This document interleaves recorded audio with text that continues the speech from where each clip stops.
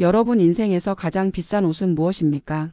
결혼식 때 입었던 순백의 드레스입니까? 아니면 첫 월급을 타서 큰맘 먹고 장만한 명품 코트입니까? 아닙니다. 대부분의 사람이 입게 될 가장 비싼 옷은 바로 생애 마지막 순간에 입는 수입니다. 그런데 아이러니하게도 그 옷에는 주머니가 없습니다. 빈손으로 와서 빈손으로 간다는 공술의 공수거의 이치처럼 저승길에는 단돈 10원도 가져갈 수 없기 때문입니다. 하지만 현실은 참으로 잔인합니다. 가는 사람은 빈손이지만 남은 사람은 텅 빈 통장을 끌어안게 됩니다. 대한민국 평균 장례 비용은 약 1,500만 원에서 2,000만 원 선입니다. 3일이라는 짧은 시간 동안 우리는 슬픔에 잠겨 정신없이 울고 절하고 손님을 치릅니다. 그러다 문득 정신을 차려보면 눈앞에는 차가운 영수증과 산더미처럼 쌓인 음식물 쓰레기, 그리고 감당하기 벅찬 청구서만이 남습니다. 우리는 묻지 않을 수 없습니다. 과연 고인은 최고급 삼배 수의와 화려한 제단 꽃을 원하셨을까요? 아니면 남은 가족들이 빚지지 않고 그 돈으로 화목하게 살기를 원하셨을까요? 죽음은 삶의 끝이자 가장 엄숙한 이별의 순간입니다. 하지만 우리 사회에서 죽음은 어느새 거대한 비즈니스가 되어버렸습니다. 당신의 슬픔을 노리는 상술과 허례허식, 그것을 우리는 효도라는 이름으로 포장하고 있는 것은 아닐까요? 오늘 밤은 장례식장의 엄숙함 뒤에 숨겨진 차가운 돈 냄새를 맡아보려 합니다. 장례식장은 자본주의가 가장 교묘하게 작동하는 공간입니다. 백화점이나 마트에서는 우리가 가격을 비교하고 따져보지만 이곳에서의 소비는 이성이 아니라 감정이 지배합니다. 사랑하는 가족을 잃은 직후 유족들은 심리적 공황 상태에 빠집니다. 판단력은 흐려지고 고인에 대한 죄책감과 슬픔이 뒤섞여 정상적인 사고를 할 수 없습니다. 바로 그 순간 검은 양복을 입은 장례 지도사라는 이름의 영업사원이 가격표를 들이밉니다. 그리고 아주 은밀하고도 강력한 한마디를 던집니다. 상주님, 고인 가시는 마지막 길인데 그래도 조금 더 좋은 걸로 해드려야 하지 않겠습니까? 기본형은 너무 초라해 보이는데 남들 보기에 좀 그렇지 않겠어요? 이 말은 유족들에게 거절할 수 없는 제안입니다. 여기서 아니요, 그냥 제일 싼 걸로 해주세요라고 말할 수 있는 상주가 과연 몇이나 될까요? 자식된 도리로 부모님의 마지막을 초라하게 만들고 싶지 않다는 그 애틋한 마음, 그리고 혹시나 불효자로 보일까 두려워하는 그 심리를 그들은 너무나 잘 알고 있습니다. 이것을 마케팅 용어로는 업셀링이라고 부릅니다. 슬픔을 인질로 잡고 더 비싼 상품을 팔아치우는 기술이죠. 미리 견적을 비교해 볼 수도 없습니다. 장례는 예고 없이 찾아오고 경황이 없는 상태에서 급하게 결정해야 합니다. 선택권이 없는 상태에서 상주는 철저한 을이 됩니다. 부르는 게 값이 되어버리는 구조입니다. 평소에는 콩나물가 500원도 아끼던 알뜰한 주부가 장례식장에서는 수백만 원짜리 수의 계약서에 덜컥 서명하게 되는 이유가 바로 여기에 있습니다. 이제 그들이 권하는 물건들의 실체를 냉정하게 들여다봅시다. 가장 대표적인 것이 수의와 관입니다. 장례식장에서는 최고급 안동포 수의를 권합니다. 가격은 300만 원에서 500만 원을 호가합니다. 관 역시 두꺼운 오동나무 관이나 향나무 관을 보여줍니다. 이 정도는 써야 고인이 편안하십니다 라는 말과 함께요. 하지만 여기서 우리는 냉정한 팩트를 체크해야 합니다. 현재 대한민국의 화장률은 90%를 넘어섰습니다. 매장을 하던 시절에는 시신이 땅속에서 천천히 썩어가기 때문에 수의의 재질이나 관의 두께가 중요했을지 모릅니다. 하지만 지금은 다릅니다. 화장로의 온도는 1000도가 넘습니다.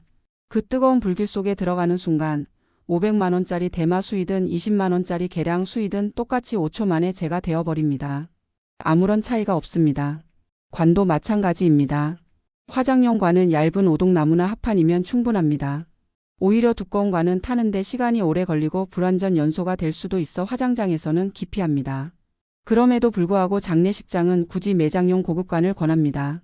이유는 단 하나, 마진이 많이 남기 때문입니다. 우리는 보여주기식 효도 때문에 일시간 뒤면 한 줌의 재가 될 나무 상자와 옷에 수백만 원을 태우고 있는 셈입니다. 고인이 과연 불 속에서 비싼 수의를 입어서 따뜻하구나라고 느낄까요? 아닙니다.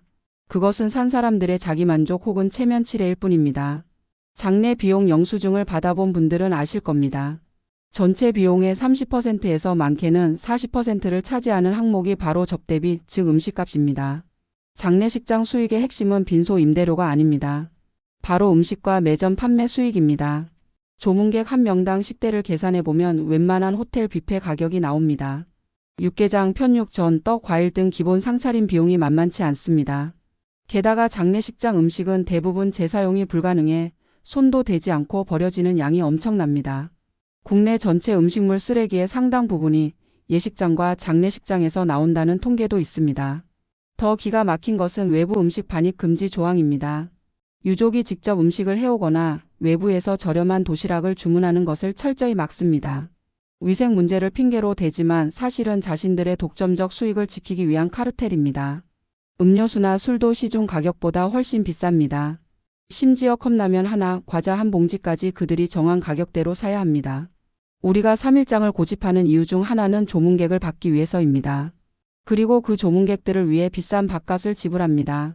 결국 부의금으로 들어온 돈의 절반은 밥값으로 나가는 구조입니다. 조문객을 위한 밥값이 유족의 등골을 휘게 합니다. 진정한 애도와 위로가 오가야 할 자리가 먹고 마시는 술판으로 변질되는 것도 이 기형적인 음식 문화 탓이 큽니다. 불안을 먹고 사는 또 다른 포식자가 있습니다. 바로 상조 회사입니다. 텔레비전 채널을 돌리다 보면 월 3만 원이면 장례 걱정 끝이라는 광고를 심심찮게 볼 수 있습니다. 부모님의 장례를 미리 준비하고 싶다는 자식들의 효심을 자극합니다. 하지만 상조 상품을 자세히 뜯어보면 함정이 많습니다.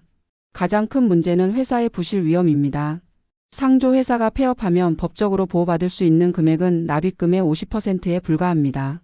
나머지 돈은 공중으로 사라집니다. 실제로 수많은 상조 회사가 문을 닫으면서 피해자가 속출했습니다.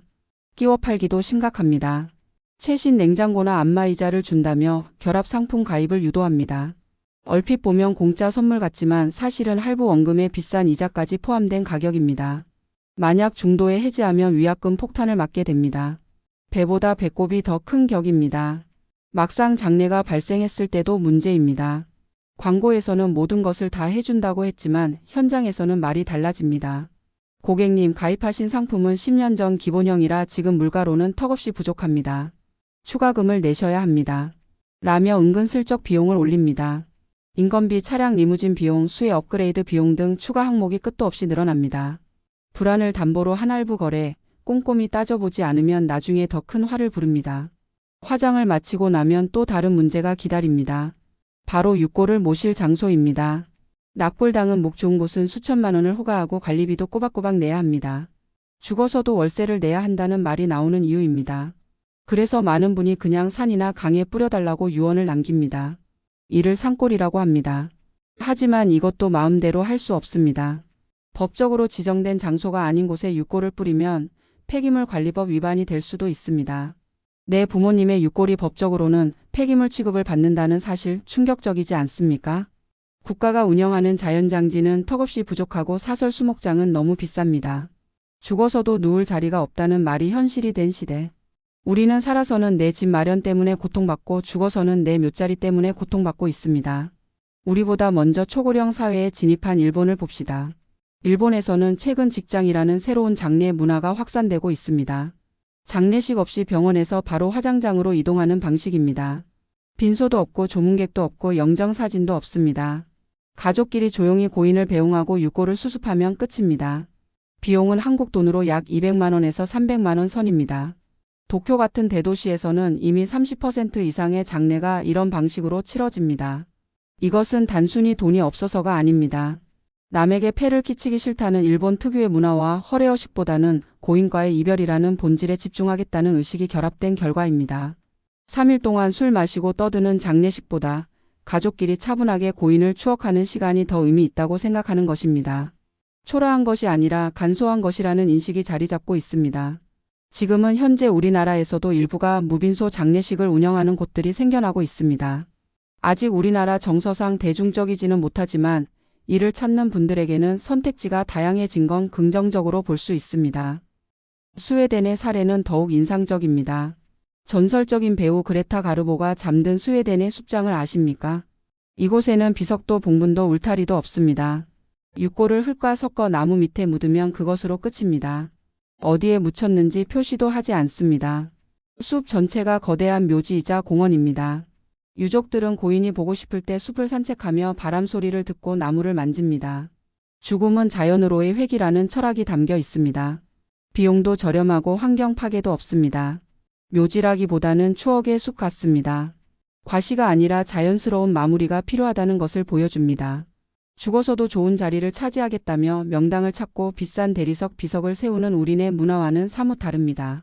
이제 우리도 변해야 합니다. 부모님의 장례를 그리고 나 자신의 장례를 어떻게 치를 것인지 진지하게 고민해 봐야 합니다. 첫 번째 단계는 사전 장례 의향서를 작성하는 것입니다. 내가 죽으면 수인은 무엇으로 할지, 관은 어떤 것을 쓸지, 부고는 어디까지 알릴지 미리 적어두는 것입니다. 이것은 단순히 비용을 줄이는 문제가 아닙니다. 자식들이 장례 절차를 두고 다투거나 상술에 휘둘려 죄책감을 느끼지 않도록 막아주는 최고의 선물입니다.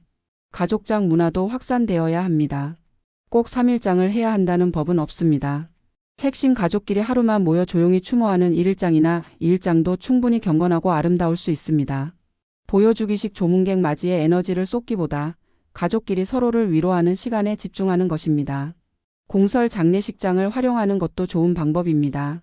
각 지자체에서 운영하는 시설을 이용하면 사설 장례식장보다 비용을 절반 이하로 줄일 수 있습니다.